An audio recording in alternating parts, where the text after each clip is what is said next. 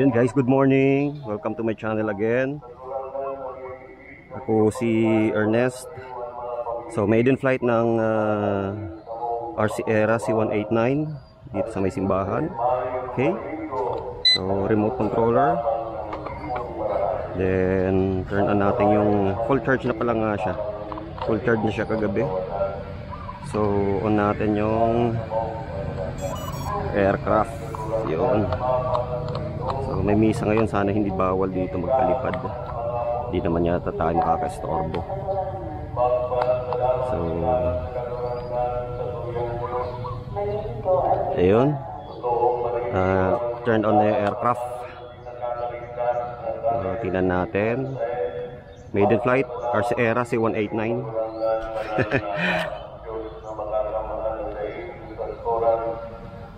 Ayusin natin yung propeller. Yan. So nagbi-blink na yung ano niya, mga ilaw niya, meaning naghahanap siya ng ano, ng connection. So, tingnan natin, connect natin, up, down. Ayun, nawala na yung steady light na. So steady na yung ilaw. Yung pati yung front light niya, searchlight, steady na. Ibig sabihin na ano na siya, bound na siya, nakabind na siya. So ready to fly na siya. Okay. Tingnan natin. Yun. Sana hindi bawal dito. Yun.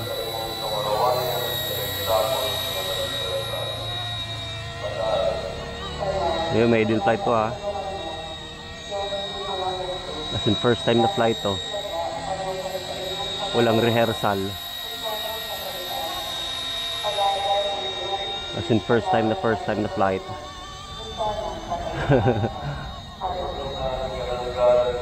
Nagalaw.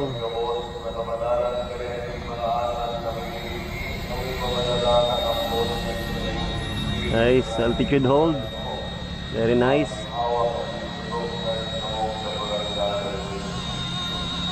Huwag magalaw. Parang nanginginig-nginig pag iniikot.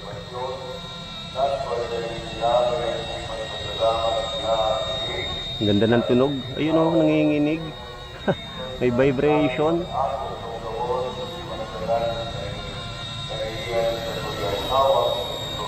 May vibration siya. Ayun o, nanginginig-nginig. Oo. Pero nawawala din naman pag ginagalaw. Ay, nanginginig-nginig. Ba't kaya nanginginig-nginig?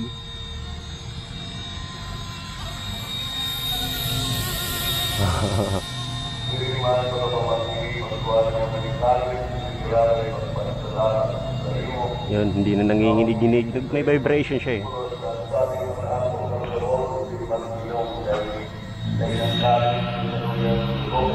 Yun, maganda oh. Alright.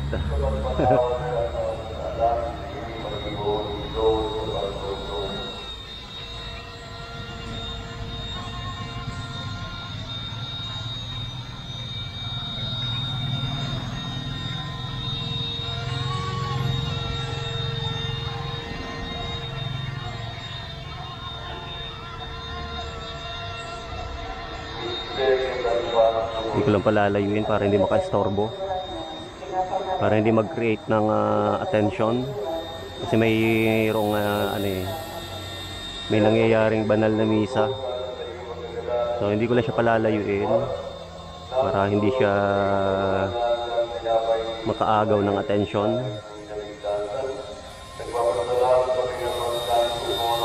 Alright, first battery nga pala to, kasi dalawa yung battery nya. Ganda ng itsura niya oh. Nanginginig-ginig lang oh. Ba't ka nanginginig-ginig?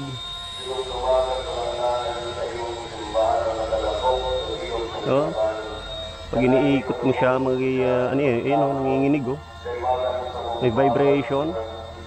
Malakas yung vibration pag iniikot eh. Yan oh.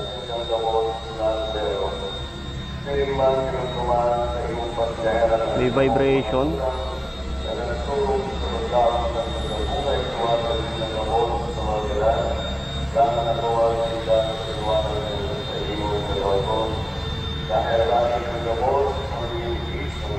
By the way, naka second rate nga pala to. Yan nanginginig oh. Wala. Uy. Nanginginig, may vibration yung ano niya, yung tail.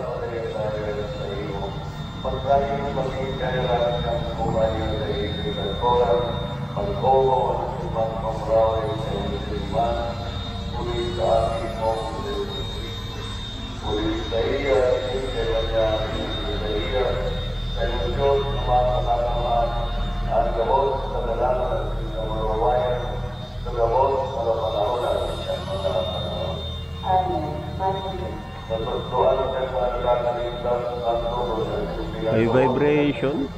Ay wala.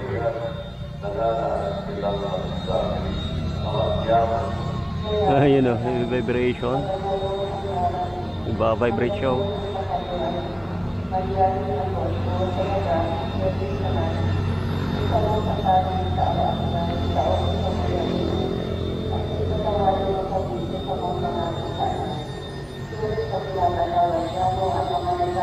Ganda.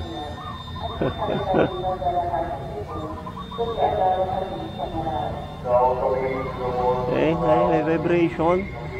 Nginginig-nginig.